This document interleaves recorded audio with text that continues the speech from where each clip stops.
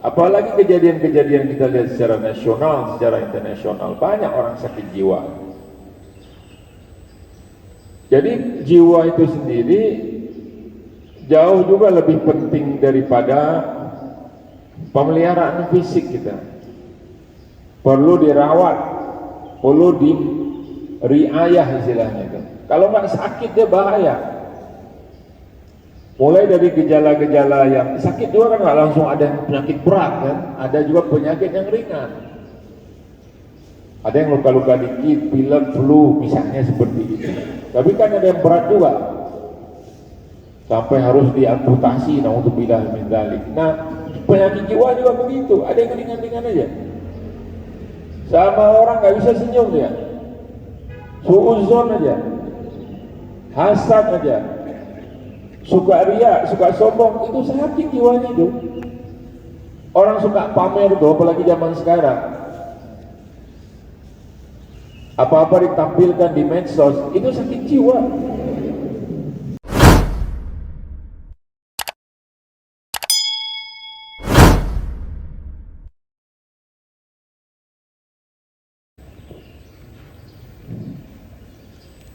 Assalamualaikum warahmatullahi wabarakatuh. A'udzubillahi minasyaitonir rajim. Bismillahirrahmanirrahim. Alhamdulillahirabbil alamin.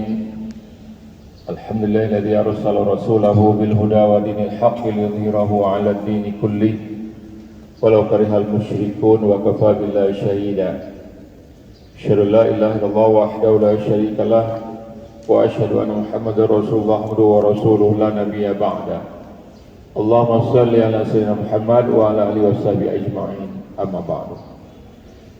Wa qala Allah ta'ala fil Qur'anil Karim, a'udzu billahi minasyaitonir rajim. Bismillahirrahmanirrahim.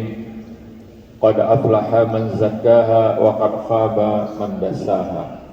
Sadaqallah. Surah Asy-Syams. Bapak Ibu sekalian, pertama kita syukur kepada Allah Subhanahu wa taala yang masih memberikan hidayah, kesehatan kepada kita sehingga pagi hari ini kita masih bisa kumpul di sini untuk melanjutkan satu kewajiban kita, yaitu thalabul ilmi, menuntut ilmu ini insyaallah. Dan pada pagi hari ini insyaallah judulnya adalah jiwa yang mulia dan jiwa yang hina. Orang-orang ini suka salah kira ya tentang jiwa ini. Mana yang lebih berat, sakit jiwa atau sakit fisik?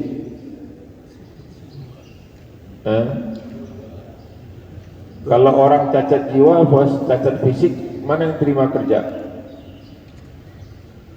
Halo? Orang cacat fisik masih bisa kerja, tapi kalau cacat jiwa itu nggak bisa. Jadi fisik sama jiwa itu ada yang di dalam yang tampak, ada yang di luar tampak, ada yang dalam nggak tampak. Yang nggak tampaknya itu berbahaya lagi. Dia bisa menghancurkan yang tampak itu. Tapi manusia sekarang tuh lebih banyak memperhatikan perawatan fisiknya, penampilannya, jaga penampilan, jaim. Umur udah 60, maunya perut six pack gitu ya. Udah nggak bisa. Makan 2 kali aja udah melendung tuh perut kan. Gak kayak anak muda lagi. Pengolahannya nggak macam dulu lagi, udah berubah. Ya. Jadi sebetulnya banyak orang sekarang yang cacat secara jiwa, walaupun dia nggak berada di rumah sakit jiwa. Maka tindakannya macam-macam. Gak usah jauh-jauh lah. Depok ini macam-macam kejadian. Depok kan. Yang benci pun di pengajian di sini. Ada yang bapak bunuh anak, ya kan? Ada begal, ada macam-macam kejadian di Depok. Depok aja dulu, nggak usah jauh-jauh. Apalagi kejadian-kejadian kita lihat secara nasional, secara internasional, banyak orang sakit jiwa. Jadi jiwa itu sendiri jauh juga lebih penting daripada pemeliharaan fisik kita. Perlu dirawat, perlu diriayah istilahnya kan. Kalau nggak sakit dia bahaya. Mulai dari gejala-gejala yang sakit juga kan nggak langsung ada yang penyakit berat kan, ada juga penyakit yang ringan. Ada yang luka-luka dikit, pilek, flu misalnya seperti itu. Tapi kan ada yang berat juga, sampai harus diamputasi, naudzubillah min dzalik. Nah, penyakit jiwa juga begitu, ada yang ringan-ringan aja. Sama orang nggak bisa senyum dia, suuzon aja, hasad aja, suka riya, suka sombong, itu sakit jiwanya itu. Orang suka pamer tuh, apalagi zaman sekarang. Apa-apa ditampilkan di medsos, itu sakit jiwa. Dengan kadar-kadarnya lah itu. Nah, yang paling beratnya, na'udzubillah min dzalik, kita tersesat dari jalan Allah. Itu sakit jiwa yang luar biasa. Makanya dalam surah As-Saff itu Allah Subhanahu wa taala berfirman, bismillahirrahmanirrahim. Falamma zaghu azaghallahu qulubahum. Ya. Maka ketika mereka berpaling, Allah palingkan. Jadi karena ulah manusia itu berpaling dulu. Tidak lagi itijahnya, orientasinya lurus kepada Allah. Udah bengkok, dia berpaling, Allah palingkan betul. Makanya dalam kehidupan ini kita harus tetap mengkalibrasi, kalau bahasa teknisnya itu mengkalibrasi, mencocokkan kembali ini jalan lurus atau tidak. Berapa kali kita minta doa ihdinas siratal mustaqim? Halo? 17 kali kita minta. Apa kita di jalan yang bengkok? Ihdinas siratal mustaqim, ihdinas siratal mustaqim, ihdinas siratal mustaqim. Kita minta jalan lurus, siratal ladzina an'amta 'alaihim, yaitu jalan orang-orang kau beri nikmat. Siapa itu? Minan nabiyina, dari nabi, was-siddiqi, orang yang jujur keimanan, wasyuhada, orang mati syahid, was-salihin. Itu dia artinya. Ghairil maghdubi 'alaihim, bukan jalan Yahudi al-maghdub, waladhdallin, bukan jalan Nasrani. Itu artinya, bukan jalan Nasara. Coba baca semua tafsir. Al-maghdub maknahu al-yahud, humul yahud. Ad-dhalim maknahu umun nasara. Semua tafsir ngomong begitu. Baca tafsir mana aja. Makanya kalau di antara doa kita, Rabbana la tuzigh qulubana ba'da idh hadaitana. Ya Allah, janganlah Engkau bengkokkan, Engkau pesongkan qulubana, hati kami, setelah Engkau beri hidayah. Ya Allah, ada orang yang bengkok di usia tuanya, ada banyak Pak. Udah dari kecil nih jungkir balik nih di masjid, kata orang Tanah Abang, cicak masjid. Udah tua nggak mau sholat ya. Jangankan ke masjid, sholat aja nggak mau. Allah, ngeri. Innamal a'malu bi khawatimihi, kata Rasulullah. Sesungguhnya amal tuh lihat ujungnya tuh. Kan ada hadis innamal a'malu binniyat, itu awal. Tapi ada lagi hadis innamal a'malu bi khawatimihi. Ujungnya seperti apa? Akhirnya tuh su atau hasanah. Nah, makanya kita perlu jaga ini. Ada orang menjelang sakaratul maut itu sudah sesat. Ada orang. Dalam hadis juga banyak dijelaskan. Dia udah menjelang nih menjadi ahlul jannah, tiba-tiba terpesong menjadi ahlul nar. Tapi ada orang yang seumur hidup ini pasti deh wafat nih, semua orang melihat nih menjadi ahlul nar. Tiba-tiba Allah berikan satu hidayah karena keinginan dia untuk bertaubat, jadilah dia ahlul jannah. Mungkin saya udah berapa kali mengulang cerita pembunuh 99 orang, ya kan? Dia udah bunuh 99 orang, dia tanya kepada seorang ahli ibadah dari orang Nasrani itu, saya masih bisa taubat nggak kepada Allah? Kata pendeta Nasraninya, Kau sudah bunuh 99 orang, sekarang mau taubat? Mana mungkin kata itu. Dibunuh ya pendeta itu. Jadi berapa? Cepet kata si Unyil. Jadi cepet 100 orang dibunuh dia. Dia tanya kepada dia jalan lagi, karena dia betul-betul ingin taubat. Dia tanya lagi seorang alim, bisa nggak saya bertaubat kepada Allah? Masih diampuni, saya udah bunuh 100. Ini orang alim salah-salah jawab, ini 101 nih. 101. Kata orang alimnya, ma yahulu bainaka wa bainat taubah. Apa yang menghalangi engkau dari bertaubat?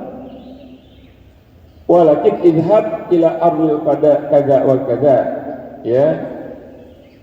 Tapi kamu jangan tinggal di sini, ini daerah hitam. Ini daerah-daerah kumuh, daerah apa maksudnya kotor. Macam dulu tuh keramat tunggak lagi lagi ya. Orang suka bunuh, suka berzina. Pergilah ke daerah kampung sana, di sana orang banyak beribadah. Pergi dia. Ini udah bunuh 100 orang nih. Ala qadarillah, wafat orang di tengah jalan. Berebutlah malaikat rahmat dan malaikat azab. Kata malaikat azab, ini jatahku katanya. Karena dia belum sempat sampai di situ. Kata malaikat rahmat, ini jatahku, orang ini udah berazam. Allah mengutus malaikat menyerupai seorang lelaki menjadi hakim. Coba diukur katanya. Dari titik dia berangkat ini ke titik dia wafat tuh, sama dari titik dia wafat tuh sampai ke titik tujuannya. Ternyata cuman sejengkal tuh lebih dekat ke titik tujuannya. Kata Allah, dia jatah ke malaikat rahmat, dibawa. Coba udah membunuh 100 orang. Tapi kita kalau mau bertaubat jangan nunggu bunuh 100 orang dulu ya. Maksudnya sebesar itu dosa orang, Allah ubah sedemikian rupa. Mungkin saya udah berapa kali juga cerita tentang seorang pelacur dari Bani Israel yang menolong seekor anjing kehausan. Allah beri hidayah, Allah bawa ke haribanya, dibimbing mendapatkan ridho Allah. Itu makanya sekali lagi kembali kepada tadi, kita perlu membersihkan jiwa kita, kita perlu memelihara jiwa kita. Itulah yang sering kita istilahkan dengan tazkiyatun nafas. Kenapa? Karena kita ini berinteraksi, bertafaul bil makhluk. Kita berinteraksi dengan manusia, kita berinteraksi dengan hewan, kita berinteraksi dengan alam. Udah pastilah itu mempengaruhi jiwa kita. Kadang-kadang kita nggak berniat-niat kesel sama orang, tapi ini bikin kesel sama orang. Ada? Sering lah ya. Tenang-tenang naik sepeda motor nih, tiba-tiba orang main saling ke depan kita. Kaget tuh. Ngendarain kendaraan, disalip sama orang. Gak sampai 1 detik terlambat, tapi itu sakit jiwa. Ini orang Jakarta ini perlu diperiksa nih, Depok ini nggak ada sabarnya dikit juga. Paling telat berapa menit, berapa detik, wah, bang. Kalau ada lah yang bisa apa nih, langsung bisa mukul tuh pakai tinju tuh, wow gitu. Itulah manusia sekarang gitu. Kendalikanlah jiwa kita itu, kendalikan jiwa kita, itu penyakit semua itu. Jadi orang-orang yang stroke itu adalah ketegangan-ketegangan yang tidak terkendalikan, darah itu tersumbat, pecah dia Pak. Itu emosi yang begitu tinggi, pikiran yang tegang, hal-hal kecil tidak dibawa rileks, santai, itu. Sama istri marah, sama anak marah, sama tetangga marah, sama orang lain sinis, sakit jiwa ini. Jadi karena berinteraksi itu pasti ada asarnya itu, apa, dampak-dampaknya. Seperti orang bertinju itu pasti ada luka-lukanya lah, paling nggak bengep lah gitu kan ya. Yang pipinya tadinya cuma 2 jadi 4 gitu kan, ke petinju kan biasa itu kan. Nah itu perlu dirawat, perlu diperbaiki lagi, itu namanya tazkiyatun nafas. Nanti kita bahas dalam kesempatan. Jadi Said Hawa dalam kitabnya Tazkiyatun Nafas itu menganjurkan 3 hal ya untuk mensucikan diri. Pertama tatahur tuh. At-tatahur itu kita membersihkan sifat-sifat yang enggak bagus dari dalam diri kita. Ada unsur kekufuran. Ini kadang-kadang kufur ini kadang-kadang terlintas, Pak. Orang udah puluh tahun ibadah muncul tuh bisikan setan, ngapain nanti masih begini, zaman udah modern. Nah muncul tuh mulai tuh coba aja nggak ngaji itu sebulan ya nggak, datang lagi setan bangkotan, lama-lama bener juga ya gitu. Waduh bukti ini dari kecil kagak ada perubahan katanya, padahal diri dia yang berubah. Nah itu tatahur. Nifaq tahu ya, munafik, pelobang tuh pikiran dan hatinya.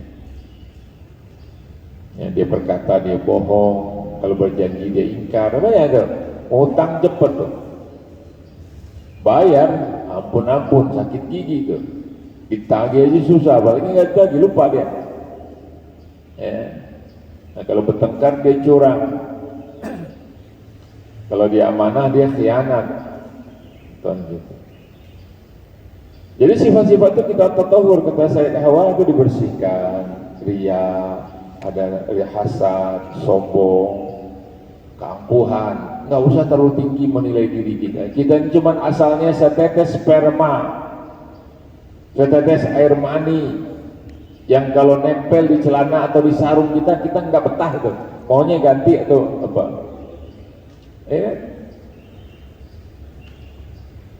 Nah yang pertama itu kata saya, yang kedua tatahur, bersihkan itu kalau mensucikan jiwa, ngerawat ini ya. Yang kedua tahakkuk, ya, mendekatkan diri kepada Allah, jangan kepada sesuatu yang menjauhkan kita dari Allah. Ini kan banyak nih kalau pingin pusing liburan, nonton bioskop, nonton konser, malah makin jauh dari Allah. Istahwada alaihi syaitan fa'anzahu zikrullah. Mereka dikuasai oleh syaitan, lupa dia kepada Allah. Amal-amalan sunat, sholat malam. Jadi kalau kita banyak masalah tuh sholat malam, bukan malah pergi ke dukun. Orang pintar, orang bodoh itu ke dukun. Ya kan? Kerjasama dia sama jin, ditunjukkannya keanehan-keanehan, kita percaya sama dia, rusak akidah kita. Sampai mau ada balapan di Mandalika, pegang apa tuh, guci, apa namanya, pangkok merah, ubun-ubunnya si bedukun itu Allah yang pegang, yang turunin hujan. Hujan makin lebat, masih aja percaya lagi. Allah, banyak orang berobat ya.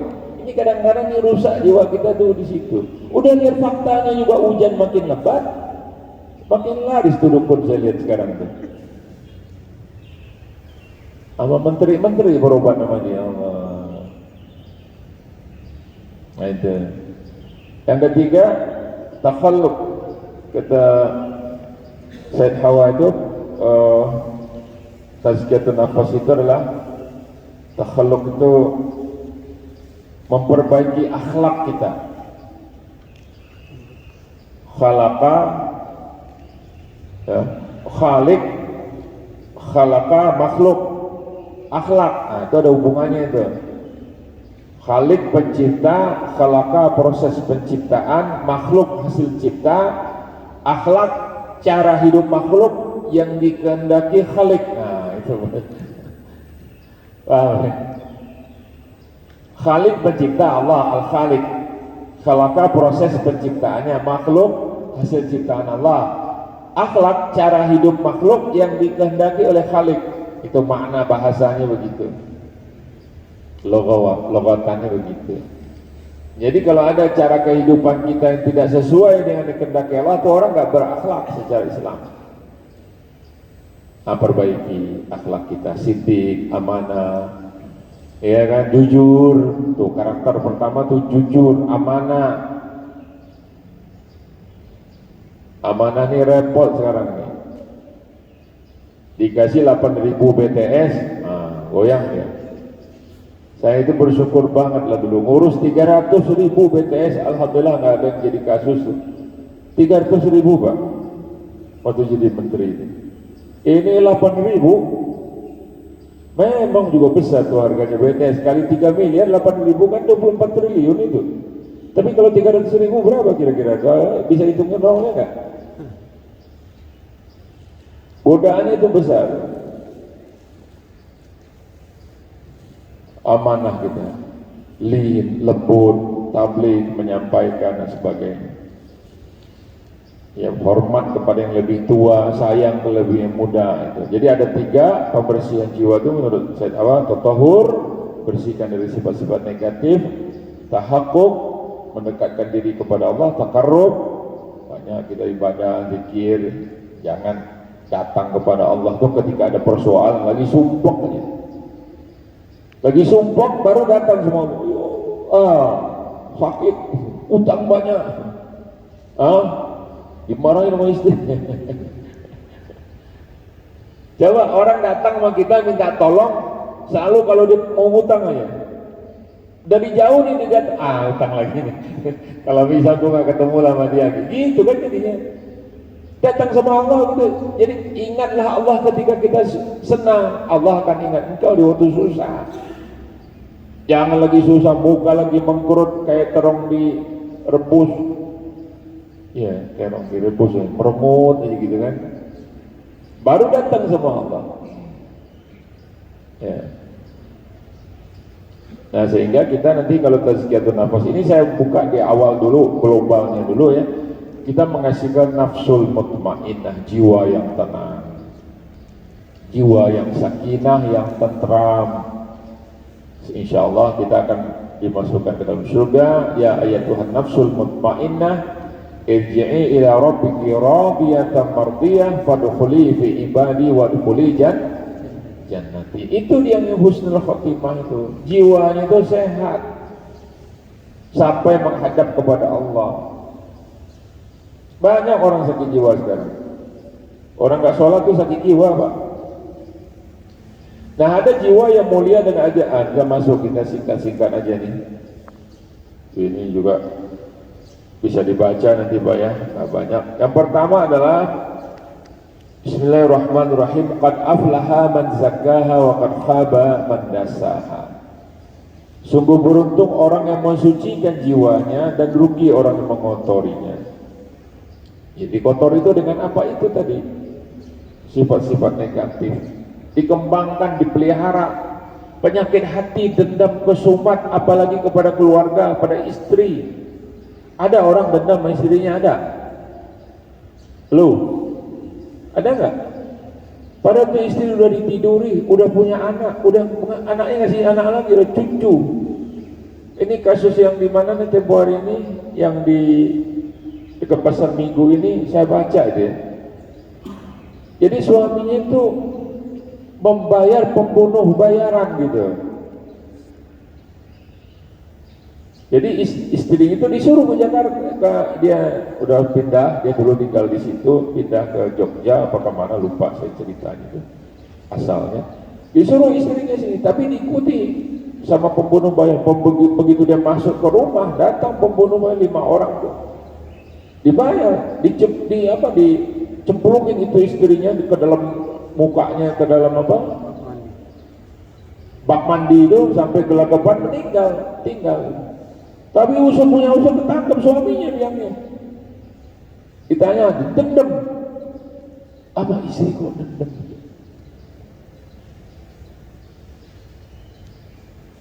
Sakit jiwa nggak tuh? Fisiknya sih sehat-sehat aja, pada pesepir apa kan?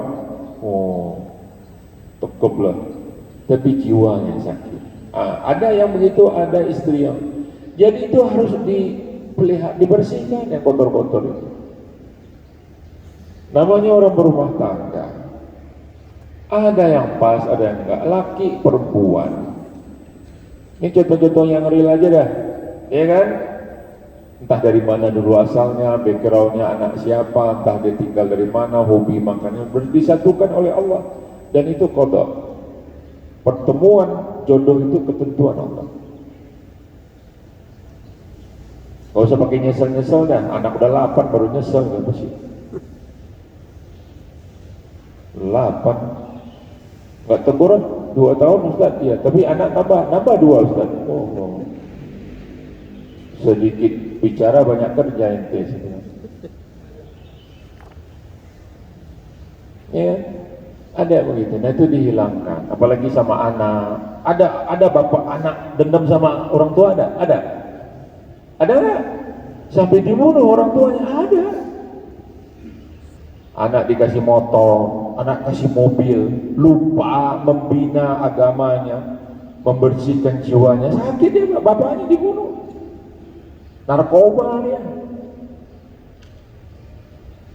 Nah, jadi sesungguhnya hanya diri kita sendiri dan Allah Subhanahu wa taala sajalah yang tahu tentang diri kita. Ya, jangan merasa diri kita paling bersih, paling suci. Kita tahu dosa kita. Imam Ahmad itu sering dipuji-puji sama orang. Sampai dia berkata, "Lau alimta ma indi minad dunubi wal khataya la hathauta ala ra'si biturab." Itu kata-kata Imam Ahmad. Kalau engkau tahu tentang dosa-dosaku, kesalahanku, kata, niscaya engkau akan menaburkan pasir di atas kepalaku, nganggap lo gitu deh. Itu saking tawadhunya, bukan dari sini tawadhu. Nggak ada manusia yang bersih suci. Kullu ibni adam khata'un wa khairi khata'ina tawabuna.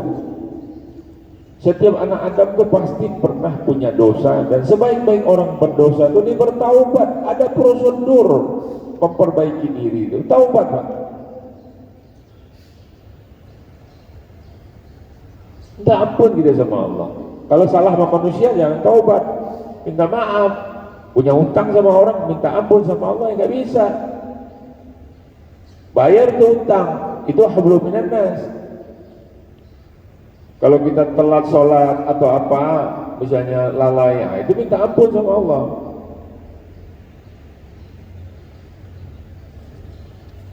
Yang kedua, beda antara hidayah dan taufik. Kita ini kan sering berkhutbah nih, ceramah. Billahi taufik wal hidayah. Ngerti nggak maksudnya taufik sama hidayah? Oh, itu pemain bulu tangkis Ustaz. Bukan. Taufik hidayah itu perlu ditanya, ngerti nggak itu beda taufik sama hidayah? Jadi hidayah itu petunjuk, cahaya, nur. Itu hidayah tuh. Orang mau nerima itu tuh dia dapat hidayah. Satu. Tapi kemudian dia mau melaksanakannya, terbuka hatinya untuk mengamalkannya, itu dia taufik, muwafaq, bersesuaian antara apa petunjuk itu, cahaya itu dengan amalannya, itu yang taufik. Ada orang dapat hidayah tapi nggak dapat taufik, apa itu? Islamolog. Banyak tuh mahasiswa UIN, sarjana IAIN dulu, ada banyak yang sholat. Dia tahu ilmu-ilmu itu sampai dia nggak sholat. Nah, itu dia dapat hidayah tapi nggak dapat taufik. Banyak sekali itu orang yang ingin mempelajari Islam, termasuk senok horgunya. Ya, pernah dengar tuh senok horgunya apa? Sempiring mereka, bukan. Orang Belanda yang disuruh mengubah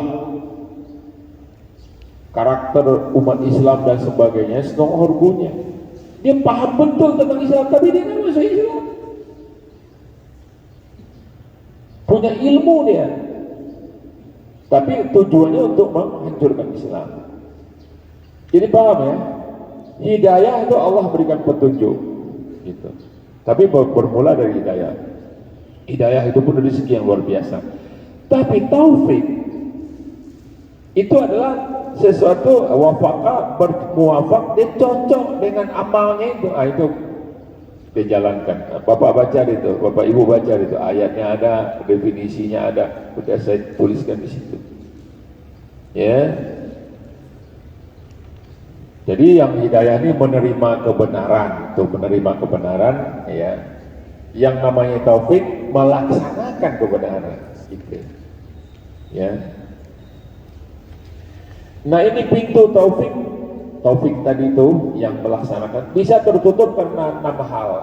Ya. Pertama, tidak bersyukur atas nikmat Allah. Tuh, nggak ada syukurnya orang tuh. Orang yang bahagia itu apa? Orang bersyukur tentang apa yang ada. Kata Buya Hamka, yang ada ini sudah harapan. Udah modal kita. Sebab dengan ada itu kita bersyukur, Allah akan tambah nanti. Tuh, satu. Jadi kalau orang nggak bersyukur, tertutup pintu taufiknya. Yang kedua, senang dengan ilmu tapi tidak melaksanakannya. Ini Islamolog, banyak orang nih. Kalau kita lihat mahasiswa-mahasiswa UIN dan sebagainya, ini banyak non-muslim loh. Datang ke Indonesia belajar tentang karakter, tapi dia tidak masuk Islam, banyak itu. Ya banyak-banyak alasannya. Ada juga alasannya yang begini ya, yang masuk akal juga sih. Dia dari Jepang, ingin belajar Islam. Dia masuklah ke musola kita, Pak. Allah. Sebagian musola kita ini kan masih ada asbak rokok ya, masih ada ya, ahli hisab ini. Dilihat sama dia, selesai sholat isya dia ngerokok di masjid. Di Jepang, jangankan di tempat ibadah, di jalan umum orang nggak boleh ngerokok sembarangan. Ada kotak disediakan, kotak kaca, masuklah situ. Nah situ orang ngerokok semua. Datang dia ke sini, yang lagi mempelajari Islam, dilihat sama dia orang ngerokok di musola, di masjid. Kira-kira gimana tuh, tertarik gitu? Di Jepang, Pak, pencuri itu hampir nggak ada, hampir tidak ada. Ketinggalan nih, anak saya kuliah dapat beasiswa S2 ke Osaka. Ketinggalan nih tas, kita lupa gitu di tiang stasiun. Terus ketinggalan, kita pergi gitu. Udah 2 jam balik lagi, ada tuh tas di situ. Kalau nggak ada, tanya pos terdekat, ada lah, nggak rusak. Tuh Jepang tuh. Sepeda motor, sepeda, taruh aja geletakin, nggak hilang. Nggak hilang. Sebab dia culture sama hukumnya berat. Kalau orang ketahuan mencuri di Jepang, itunya dibolongin apa? KTP-nya itu, ID card-nya. Sekali bolong, nggak ada satu perusahaan pun yang mau menerima dia bekerja. Ima sebagai tukang cuci piring. Di Jepang nggak kerja. Coba-coba itu. Dinginnya pun, panasnya pun. Itu. Yang jadi terus yang kedua, culture memang nggak aneh kalau ada orang mencuri mencopet, itu aneh, nggak ada di Jepang. Ke Paris ini, coba cerita orang ke Paris, tukang copet Roma, Itali, udah di tempat yang paling dalam nyembunyi, hilang. Nah orang Jepang ini datang nih di Jepang nggak ada pencurian, ya. Di kita nih mama jangan sepeda motor digeletakin. Kita masukin dalam rumah, kita bikin teralis, kunci double, hilang sepeda motor. Kira-kira Jepangnya tertarik nggak masuk Islam? Jadi nggak jadi deh, kira-kira begitu aja, iya kan? Padahal mereka tuh pingin dapat sesuatu yang benar gitu. Nah tapi kita ini kadang-kadang tidak berikan contoh yang baik. Ya nggak semua, emang nggak semua, saya udah bilang semua juga. Nah, cuma kita coba aja taruh-taruh tas di stasiun, nggak ditaruh aja meleng aja hilang, apalagi ditaruh. Ya kan? Nah itu Jepang. Jadi jangan senang dengan ilmu, rajin kita nih sekarang ngaji dan sebagainya, tapi tidak amalkan sedikit tapi continue. Ya, ahabul amal indallah adwamuha wa inqal, kata Rasulullah SAW. Amal yang paling dicintai Allah itu adalah berketerusan walaupun kecil. Masukin duit kotromol tuh cuman 5.000 perak tapi rutin tiap hari. Gak kayak ayam gadis bertelur. Didoain tuh sama malaikat. Yang ketiga, melakukan dosa lalu menunda taubat. Udah tahu salah, udah tahu lalai, makanya istighfar tuh berapa kali kita? Pak, istighfar berapa kali sehari semalam? Rasulullah SAW, inni astaghfirullahaladzim wa atubu ilaih, kata Rasulullah, mi'ata marrah fi kulli yaum. Aku beristighfar dan minta ampun sama Allah tuh 100 kali sehari semalam. 100 bagi 5 berapa? 20. Paling tidak habis sholat tuh 20. Jangan 3 kali jalan kita. Allahumma lantas jalan, Allahumma lantas salam dulu. Wa minkas salam, wa inna bis salam, wa dakhil jannata dar salam. Terus minta selamat sama Allah. Banyak kejadian, Pak. Banyak kejadian. Tiba-tiba dia udah duduk diri di pinggir, disamper juga tuh sama mobil. Makanya kita minta jangan sampai 1 detik pun kita keluar dari pengawasan Allah, jangan sampai. Tarfatu ain.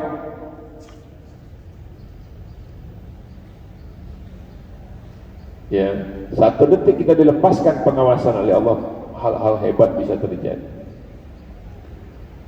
Bersahabat dengan orang soleh tapi tidak meneladaninya. Bersahabatnya udah penting gitu ya. Yang kelima, sadar akan rendahnya dunia tapi terus mengejarnya. Kita ini kan sadar nih, dunia ini apa sih? Nggak ada apa-apanya. Nanti saya bacakan beberapa hadis ya. Tapi orang ngejar itu ampun-ampun. Akhirat yang udah jelas itu nggak disiapkan. Yang keenam tuh, percaya akhirat tapi meremehkannya, anggap enteng. Kematian, udah lihat sekian ribu orang mati tapi anggap enteng, nggak diambil ibrah, pelajaran dari situ.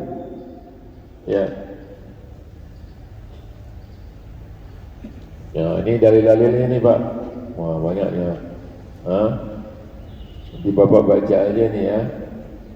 Orang gak bersyukur tuh, la in syakartum la azidannakum wa la in kafartum inna adzabi lasyadid. Jika kalian bersyukur akan ditambah-tambah nikmatnya, kalau kalian kufur akan ingat azab Allah keras. Ya.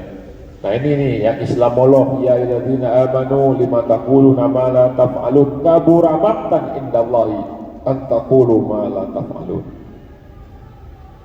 Sangat benci Allah kepada orang berkata tapi dia tidak melakukannya.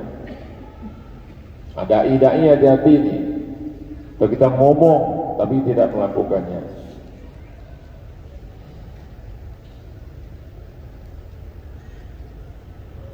Nah, ini yang berikutnya taufik ya. Taufik itu dari Allah. Wa ma taufiqi illa billah. Tidak ada taufik itu. Jadi hidayah dan taufik itu dari Allah. Kita beramal itu minta tolong sama Allah. Iyyaka na'budu wa iyyaka nasta'in. Kita beribadah minta pertolongan. Kalau Abu Azim menyebutkan hayya 'alas shalah, kita jawab apa? Pak? La haula wala quwwata illa billah. Hayya 'alas shalah artinya apa?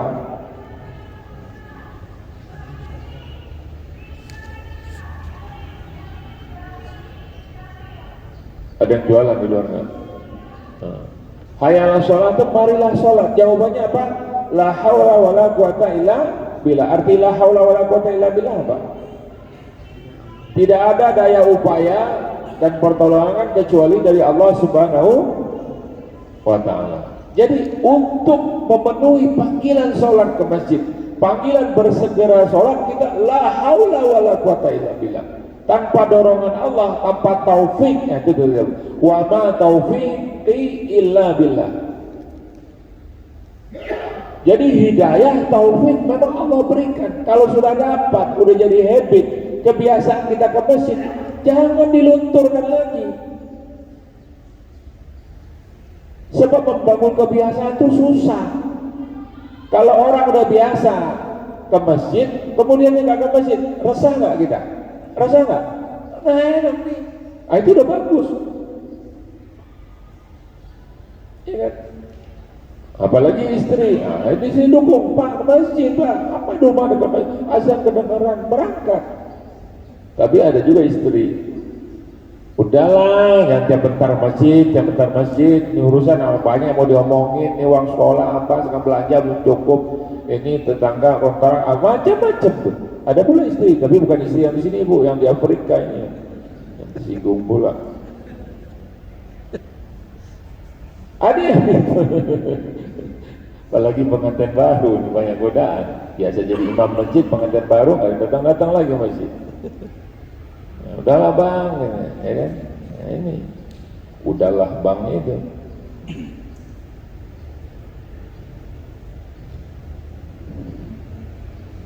Nah ini bersegera kalau kita salah, wasari'u ila maghfiratin min rabbikum.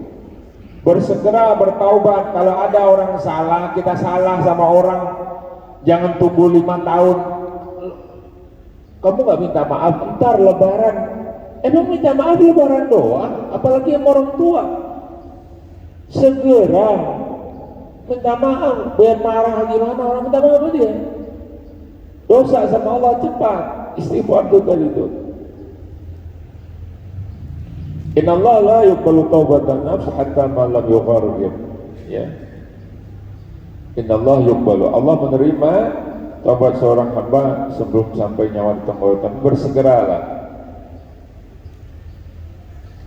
Nah perumpamaan ya akhirat dengan dunia ini, kata Rasulullah SAW, seperti seorang yang menyeburkan ujung jarinya ke laut, ya kan, diangkatnya kembali.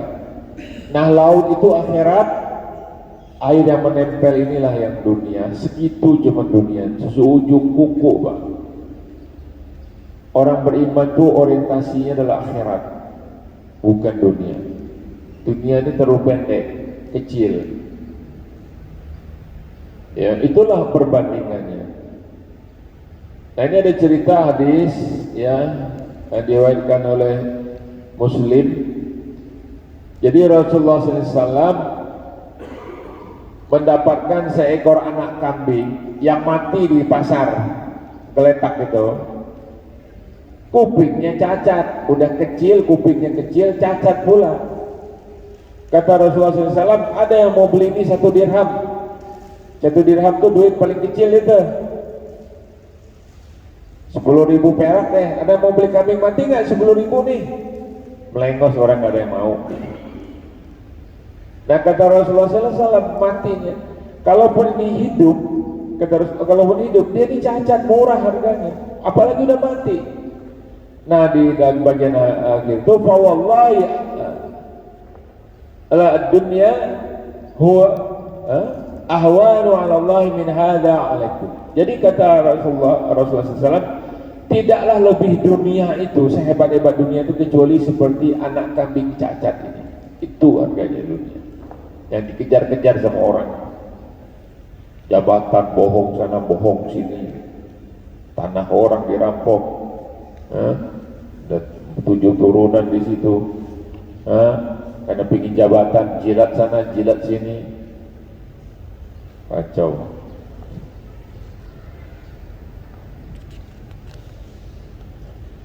Nah ini di hadis Ibnu Majah terakhir ini ya, al-qayyis, wa ma makna al-qayyis, aqalun nas, orang yang cerdas. Akalnya itu adalah aktsaruhum lil mauti dzikra, jadi banyak dia mengingat mati. Aqalun nas orang yang banyak mengingat mati dan beramal, wa asanuhum lima ba'dahu, dan banyak dia berbuat persiapan. Isti'dadu ulaika al-kayyis, itulah dia orang yang cerdas. Jadi dalam hadis lain dikatakan al-kayyisu man dana nafsahu wa amila lima ba'dal maut. Jadi orang yang cerdas itu orang yang mempersiapkan amalnya untuk setelah mati.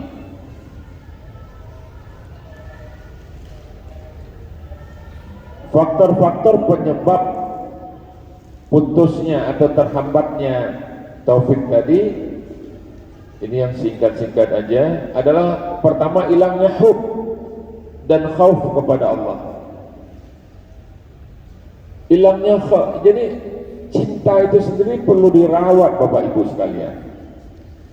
Cinta kepada anak, cinta kepada istri, bahkan doa kan, apa kita waj'alna hum qurratu a'yun, jadikanlah anak-anak kami itu sebagai cahaya mata. Kita doakan. Ya, jangan sampai kita merasa benci itu sama cucu, sama anak. Ya kan? Nggak mau diganggu. Ada orang seperti itu Pak. Lihat cucu itu nggak suka nih. Kalau itu orang yang nggak beranak aja ampun, berharap, berusaha, bagi tabung apa segala macam. Ini udah diberi. Ada orang karena dia nggak dijadikan qurratu ayun, cahaya mata. Yang kedua penyebabnya adalah lemahnya iman, kurangnya keyakinan kepada Allah. Yang ketiga lemahnya hati, dhaful qalbi, ya, suka terombang-ambing, masih nafsul lawwamah. Ya, kadang ke kanan, kadang ke kiri, kadang sholat, kadang maksiat. Yang keempat lemah jiwa, dhaful nafsu, dan yang kelima menukar yang baik dengan yang hina. Sumber kebaikan adalah taufik dan kehendak Allah Subhanahu wa taala. Sumber kejahatan adalah kehinaan jiwa dan yang hina dan kerdil. Nah, ini saya kutipkan ayat di atas. Qad aflaha man zakkaha wa qad khaba man dassaha. Jiwa yang mulia itu tinggi dan terpuji. Nah, ini yang mulia. Ini judul kita hari ini. Dia tidak ridho terhadap dosa, dia tidak suka kesesatan, pencurian, pengkhianatan, korupsi, maksiat, dia tidak suka. Tuh jiwa yang mulia. Kalau ada hal-hal yang menggoda nafsu dia kendalikan. Bukan berarti dimatikan nafsu, tidak. Nafsu itu dikendalikan. Laki suka sama perempuan, perempuan suka sama laki, itu fitrah manusia. Jangan dibunuh. Karena itulah manusia berkembang biak. Tapi harus sesuai syariat, nggak boleh liar. Yang salah tuh kalau laki suka sama laki, perempuan suka sama perempuan, itu salah itu. LGBT. Sakit jiwa itu dah. LGBT itu sakit jiwa. Makanya kalau mereka membunuh sama mereka kejam Pak, dimutilasi itu. Dimutilasi itu. Begitu tuh, karena jiwanya sakit. Bahaya tuh bergaul dengan LGBT itu. Ya. Saya lama dulu tinggal di Tanah Abang tuh puluhan tahun. Anak satu kos-kos tuh bencong di sini semua. Allah. Kalau berkelahi itu satu RT gempar itu. Pakai pisau segala macam.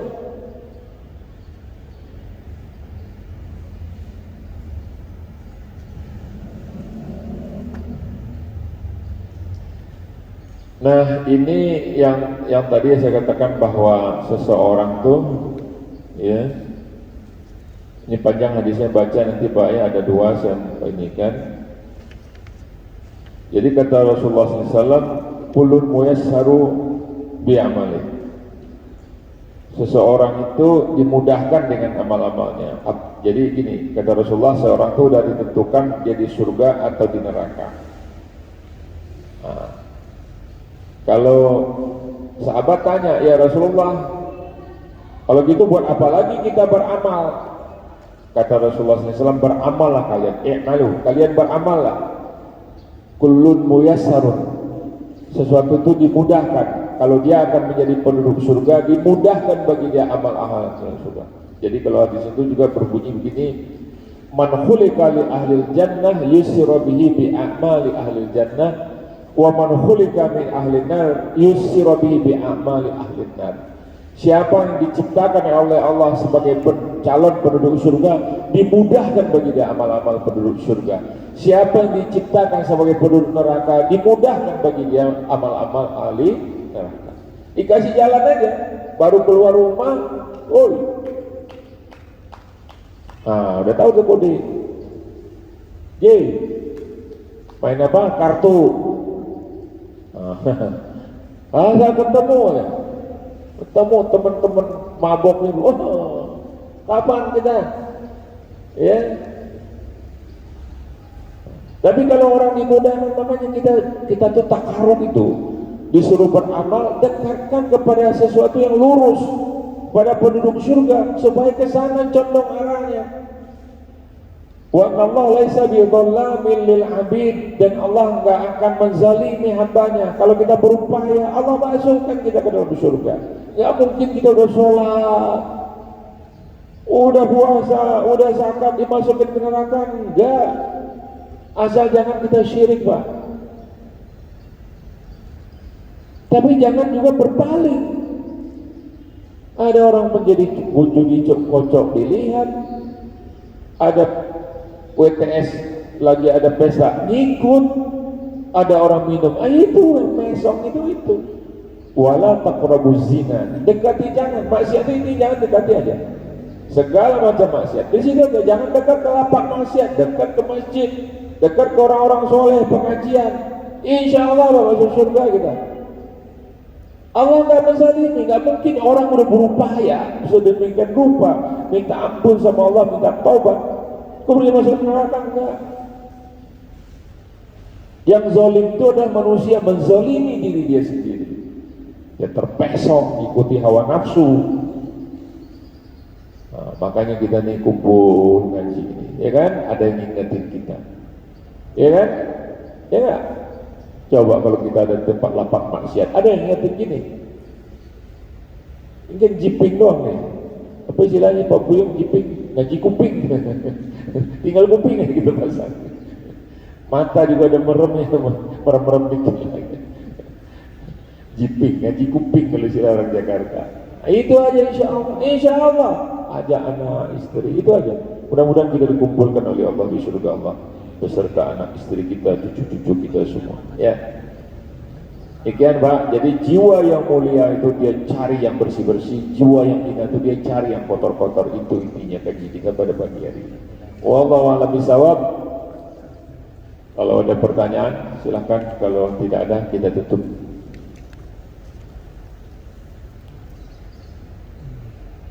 Tutup. Oh, ada kampiang belakang. Cukup Pak ya. Baik, kita tutup dengan doa bersama. Awali dengan Ummul Quran Al-Fatihah. A'udzu billahi minasyaitonir rajim. Bismillahirrahmanirrahim. Shiratal mustaqim, shiratal ladzina an'amta 'alaihim. A'udzu billahi minasyaitonir rajim. Bismillahirrahmanirrahim. Alhamdulillahirabbil alamin. Hamdan yu'affi ni'amaka bi mazidah. Ya Rabbana lakal hamdu kama yanbaghi li jalalika wa wajhikal karim ya azim sultanik. Allahumma shalli ala sayyidina Muhammad wa ala ali sayyidina Muhammad salatan tunjina biha min jamil ahwali wal afat. Allahumma ighfir lana dhunubana wa li walidayna warhamhuma kama rabbayana shighara. Li jamil muslimin wal muslimat wal mu'minin wal mu'minat al ahya minhum wal amwat. Allahumma inna nas'aluka al-huda wa al ghina. Allahumma inna na'udzubika min an-nushrika bika syai'an na'lamu wa nastaghfiruka lima la na'lamu. Allahumma inna na'udzubika min al-hammi wal hazan wa na'udzubika min al-'ajzi wal kasal wa na'udzubika min al-jubni wal bukhl wa na'udzubika min ghalabati ad-daini wa qahri rijal. Allahumma inna nas'aluka salamatan fid din wa 'afiyatan fil jasad wa ziyadatan fil ilmi wa barakatan fil rizqi wa tawbatan qabla al-maut wa rahmatan indal maut wa maghfiratan ba'da al-maut. Rabbana zalamna anfusana wa illam taghfir lana wa tarhamna lanakunanna minal khasirin. ربنا هب لنا من أزواجنا وذريتنا قرة أعين واجعلنا للمتقين إماما ربنا لا تزغ قلوبنا بعد إذ هديتنا وهب لنا من لدنك رحمة إنك أنت الوهاب اللهم إنا نعوذ بك من البرص والجنون والجذام ومن سلاسل من فيروس كورونا اللهم اشفي أنت الشافي لا شفاء إلا شفاءك لا يغادر سقما اشفنا يا رب العالمين العظيم لا إله إلا أنت سبحانك إنا كنا من الظالمين ربنا تقبل منا إنك أنت السميع العليم وتب علينا إنك أنت التواب الرحيم ربنا آتنا في الدنيا حسنة وفي الآخرة حسنة وقنا عذاب النار وصلى الله على سيدنا محمد صلى الله عليه وسلم سبحان ربك رب العزة عما يصفون wassalamu ala mursalin walhamdulillahi alamin. Demikian, lebih kurang saya mohon maaf. Aku qouli hadza fastaghfiru innahu wal ghafurur rahim wa minkum. Assalamualaikum warahmatullahi wabarakatuh. Waalaikumsalam.